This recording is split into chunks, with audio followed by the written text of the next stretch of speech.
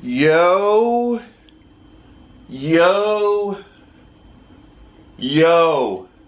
CPA Strength here. Strongest CPA in Florida. Get it in. You know it.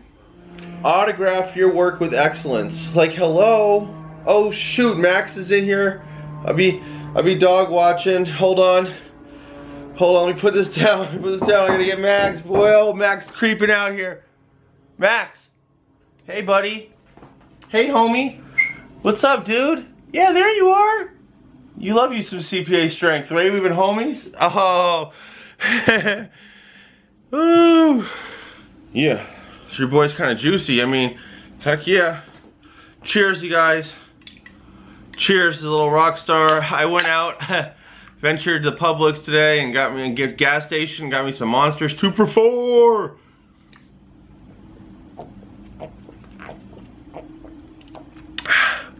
It's late in the day. I'm a little tired. Excuse me. I had a great day today though. I had a great day. And what is that, autograph? I have it open here. I've learned that it is so important to network, to autograph my work with excellence, and the power of doing things now. Which I totally agree with all three. I tend to jump all over, and I just want to stick on autographing your work with excellence. I first kind of thought about, well, let me go back to when I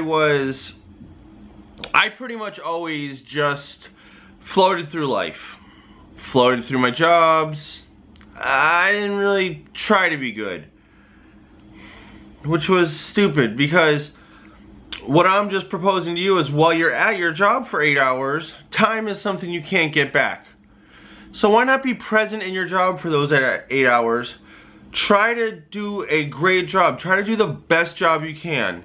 You know, let everybody you know that works with you, that come in contact with you, that you're about your business, you know, and I'm telling you, that will help you so much in your life. That's going to translate so much.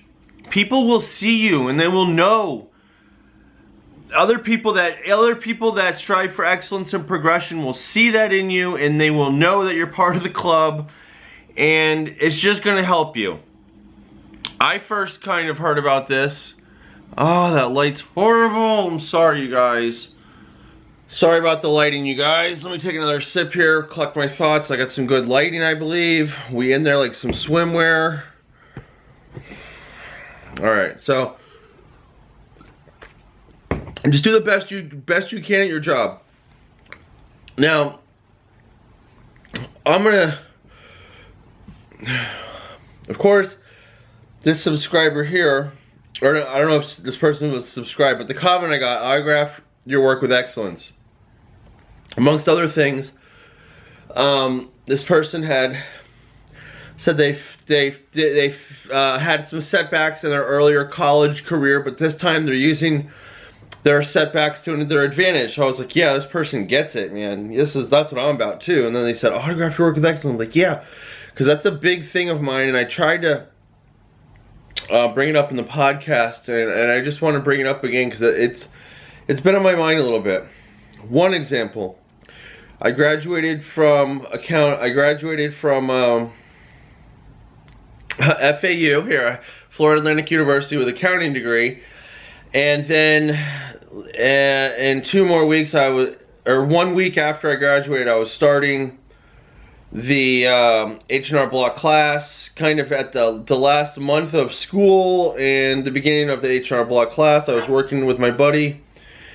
He owns a sprinkler company, and I would, you know, I was getting paid just like a normal person would, nothing crazy, $10 an hour. I'll let the cat out of the, you know, once you let that cat out, man, you can't put it back in. So yeah, I just want, you know, let you know it wasn't like I was making a lot of money. I mean, on all accounts, it was beneath me. Like, what did you go to college for?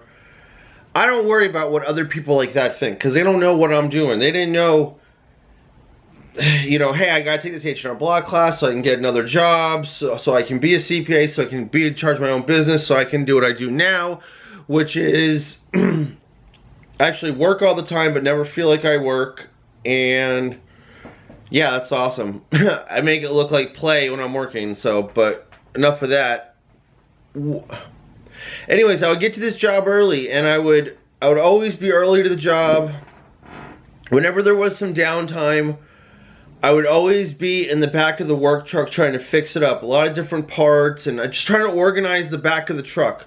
Always try to be busy. I feel like this guy's paying me 10 bucks an hour. I should be working 10 bucks an hour. You know, there's a lot of times where he was the owner, and maybe he'd go around with a client, him and a client would go around, or you know, and everyone else he used to work with just would sit on their phone, or, you know, smoke a cigarette or whatever, but not help in the back. And he actually said, you know, dang, he's like, I really noticed that you're going above and beyond, you know, and you're always staying busy, you're always working. And he's like, that type of attitude is going to take you far in your life. He's like, I know you don't, you know, you're just here for a little bit working on the sprinklers, but he's like, keep that attitude up. And, you know, he's like, I appreciate it, I respect it, you know. And I was like, yeah. And I was just like, that was the first time that I was like, man, it would be so stupid to be here and be like, this job's beneath me. He's lucky to have, you know, like, I can't be bothered. I didn't have that attitude. I had like a positive go-get-em attitude, and who knows how that might help me in this whole world thing. Like, maybe, I don't know, maybe the person who owns a sprinkler company meets somebody that needs an accountant, someone to do his payroll, and then, you know, the guy I worked for would be like, oh, I got the guy for you. He works so hard. You know, he's just a really hard worker, a genuine guy. I got the guy for you. So, you know, I might be in referrals. I don't know how it's going to come back to me, but it can't hurt me. So that's my kind of, I guess that's why it meant a lot to me to do your best at something. Also, the second instance, when I kind of heard it, I heard it like a year or two later on a Joe Rogan podcast. I believe it was this guy, Eddie Hong, who's like an actor and artist. I think like an artist and actor. Anyways, he said, you know what impresses me? A kid working at McDonald's just busting his ass, just like, you know, doing way too much work than the job requires, but just going for it. And I'm like, yeah, that's awesome when someone at a low paying job where, you know, or a low skill job, and where a lot of people would think it's, you know, I'm too good for this job. You know, when that kid's hustling and stuff, yeah, that impresses me, and I do like that. Then, just like I believe when I was doing McNapkins, you know, I was doing the I was at McDonald's, and this, the drive-through driver was just so nice, read the order back to me, gave me napkins, and then, you know, when I pulled up, she was getting changed for me, another order. Like, I was like, this chick is a boss. I don't know, I think her name's Susan or Sally or something. Now, I mean, let's say I'm a regular at that McDonald's. Let's just say, and I mean this. She always tells me her name ends up being Sally, right? Sally's a boss over there, boss at McDonald's, and it does take me aback a little bit because she goes so above and beyond. So I know that whatever position she would be, I know whatever job she would, Sally would have, that she would be a boss about it. You know, you could tell her, you could ask her to do anything, and she'd be like, yeah, I'd do that. Call two people at the same time, she'd be like, yeah, I'm on it. Let's just say that Sally, she loves, you know, she goes the extra mile at her job at McDonald's. She also enrolls in college, and she's taking some college classes. I don't know that. I just roll through McDonald's and get the best service I've ever gotten. Consistently. You know, I might, it might come out that, hey, I own my own, I own my own accounting business. I'm a CPA. I'm looking for a bookkeeper to work with me. It might just come out. And then Sally would say, oh, I'm actually in school for accounting. Oh, really? Yeah, well, call me when you get out if you want to look for a job, because I got a spot for you at my place. You know, something like that could really happen. And if it doesn't happen,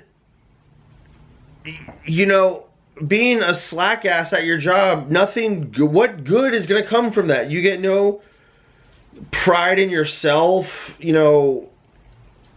No one's going to say, oh, like, you know, the guy who hates his job at McDonald's, number one, I'm not going to talk to him, really. I'm not going to tell him that I'm a CPA and I own a business, and, you know, I'm not going to care about him. He's not, I feel like he doesn't care about himself, you know.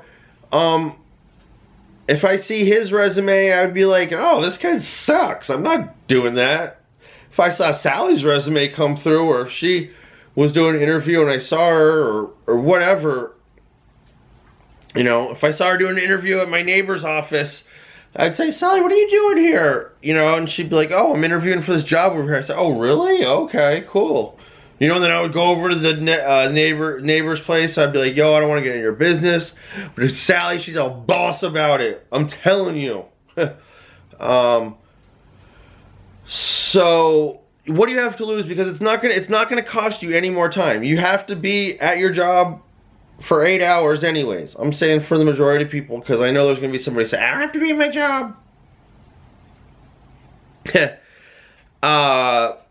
And this was supposed to be a short video, turned out to be another long video, of course. Let's see. So yeah, be a boss about your job. Work hard at your job. It's only going to help you. It's only going to help you. It's going to give you more confidence. People around you are going to respect you more. It's just going to, you know, it's going to help you later on in life. It's going to be a positive upwards spiral. That's one of my new things, is an upward spiral, because you always hear about the downward spiral, which happened to me.